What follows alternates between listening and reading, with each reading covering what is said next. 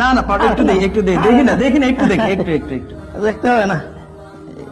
এই যে ভাই ক্যামেরাটা একটু সামনের দিকে আসেন। আমারে ক্ষমা করবেন, আজকে আমি হুজুরের পায়জামাটা আমি উপরের দিকে উঠাতে বাধ্য হয়েছি। কেন বাধ্য হয়েছি জানেন? এই যে দেখতে পাচ্ছেন হুজুরের পা পুরো কালো হয়ে গেছে।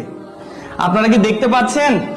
আমি মুসলমানদেরকে বলছি, আপনারা কি দেখতে পাচ্ছেন? একজন মসজিদের মাওলানা, মানে কি বলবো, এখানে টাইলস নেই বলে, এখানে ইটের কোনার গুটা লাগতে লাগতে নামাজ পড়াইতে পড়াইতে এখানে মানে কি বলবো, রক্তক্ষরণের মতো অবস্থা হয়ে গেছে।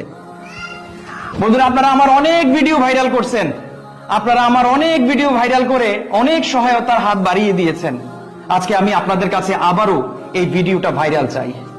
আপনারা একটা লাইক করে, একটা কমেন্ট করে, একটা শেয়ার করে এই ভিডিওটা এজন্য ভাইরাল করে দিবেন, যাতে আজকে আমি হুজুরের পায়ে রক্তক্ষরণের চিত্র দেখেছি, আগামী দিন যাতে আমার আর এই আল্লাহর ঘরে দাঁড়িয়ে এই হুজুরের পায়ে এই ধরনের রক্তক্ষরণ হবে, এটা যাতে আমাদের একজন মুসলমান হিসাবে যাতে আর দেখতে না হয়। তাই আজকের এই ভিডিওটা আমি আপনাদের কাছে শেয়ার ভিক্ষা চাই।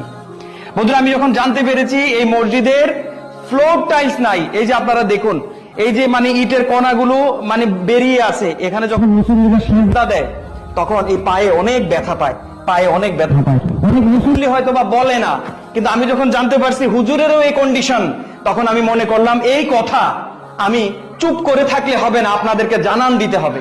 কারণ নাস্তিকরা বলেছিল আল্লাহ তাআলা নাকি গরিব, আল্লাহ তাআলার ঘর করতে নাকি আমরা ভিক্ষা চাই, ভিক্ষা। আমরা প্রমাণ করে দিয়েছিলাম যে আমরা ভিক্ষা চাই না।